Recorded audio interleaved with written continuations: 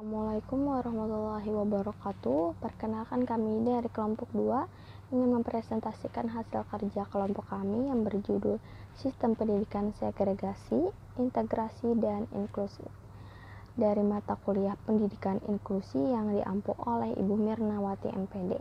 Kami beranggotakan 2 orang, yaitu Amalia dan saya sendiri, Maisarah.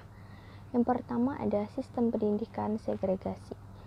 Konsep pendidikan segregasi. Secara etimologis, istilah segregasi berasal dari kata segregate diartikan memisahkan dan memencilkan, atau segregation diartikan pemisahan. Para ilmuwan mengartikan segregasi sebagai proses pemisahan suatu golongan dari golongan lainnya atau pengasingan, atau juga pengucilan.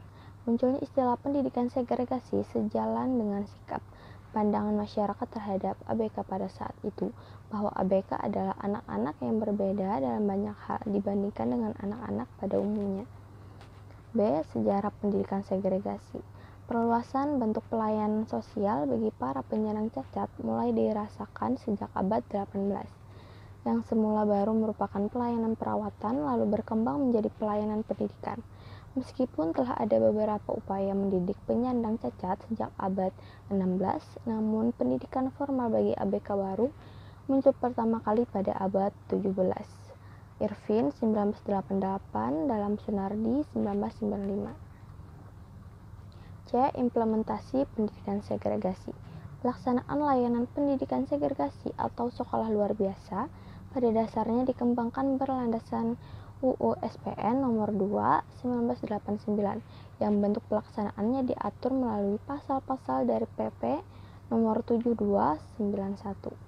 Pasal 4 menyebutkan bahwa satuan pendidikan dasar berupa sekolah dasar luar biasa atau SDLB dan sekolah lanjutan tingkat pertama luar biasa atau SLTPLB dan satuan pendidikan menengah adalah sekolah menengah luar biasa SMLB. Hakikat pendidikan segregasi. Pendidikan segregasi adalah sekolah yang memisahkan anak berkebutuhan khusus dari sistem persekolahan reguler. Di Indonesia, bentuk sekolah segregasi ini berupa satuan pendidik khusus atau sekolah luar biasa sesuai dengan jenis kelainan peserta didik, seperti SLBA untuk anak tunanetra, SLBB untuk anak tunarungu, SLBC untuk anak tunagrahita, SLBD untuk anak tunadaksa, SLBE untuk anak tunalaras, dan lain-lain. Satuan pendidikan khusus atau SLB terdiri atas jenjang TKLB, SDLB, SMPLB, dan SMALB. Fasilitas dan sarana pendidikan segregasi. Tersedia alat-alat bantu belajar yang dirancang khusus untuk siswa. Sebagai contoh, tunanetra seperti buku-buku braille, alat bantu hitung taktual, dan peta timbul. Jumlah siswa dalam satu kelas tidak lebih dari 8 orang, sehingga guru dapat memberikan layanan individual kepada semua siswa. Bentuk-bentuk sistem pendidikan segregasi ada 5. Yang pertama, sekolah luar biasa. Yang kedua, sekolah dasar luar biasa. Yang ketiga, kelas jauh atau kelas kunjung. Yang keempat, sekolah berasrama.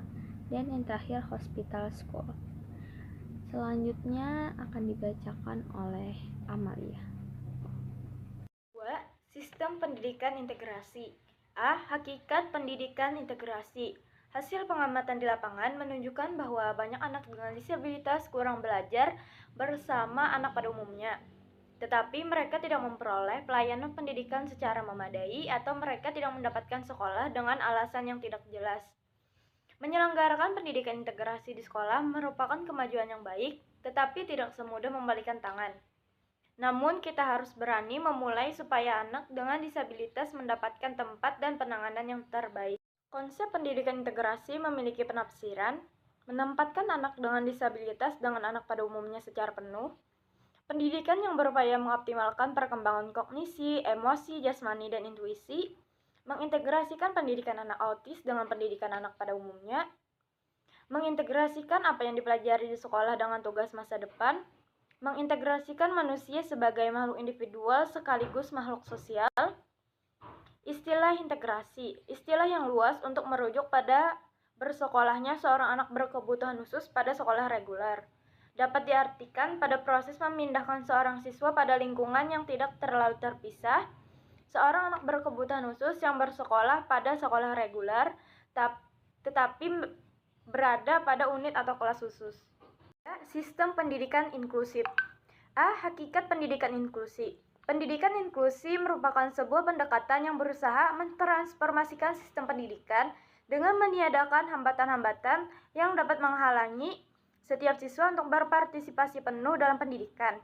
Inklusi merupakan perubahan praktis yang memberi peluang anak dengan latar belakang dan kemampuan yang berbeda bisa berhasil dalam belajar.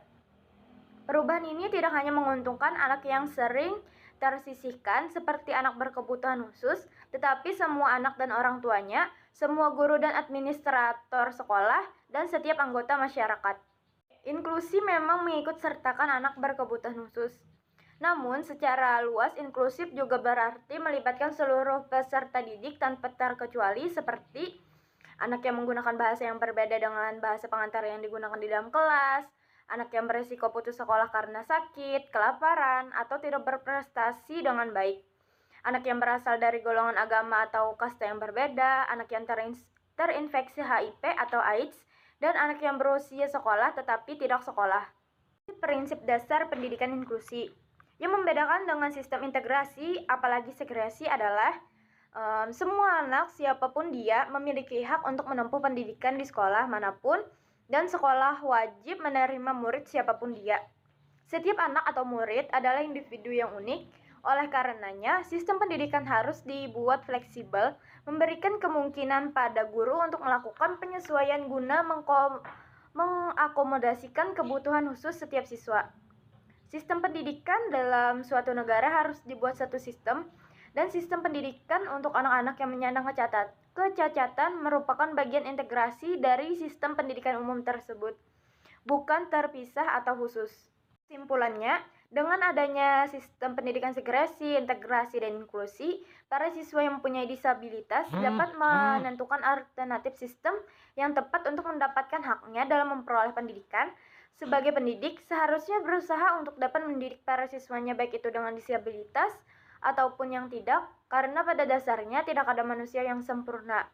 Dikarenakan siswa tidak hanya membutuhkan ilmu pengetahuan dan keterampilan untuk dapat bergabung dalam masyarakat, maka diperlukan sistem yang mengajarkan berinteraksi dengan teman-teman sebaya ataupun yang lainnya. Itu yang dapat kami sampaikan pada presentasi kami hari ini. Jika terdapat kesalahan kata maupun pengucapan, kami meminta maaf yang sebesar-besarnya. Saya tutup dengan Assalamualaikum warahmatullahi wabarakatuh.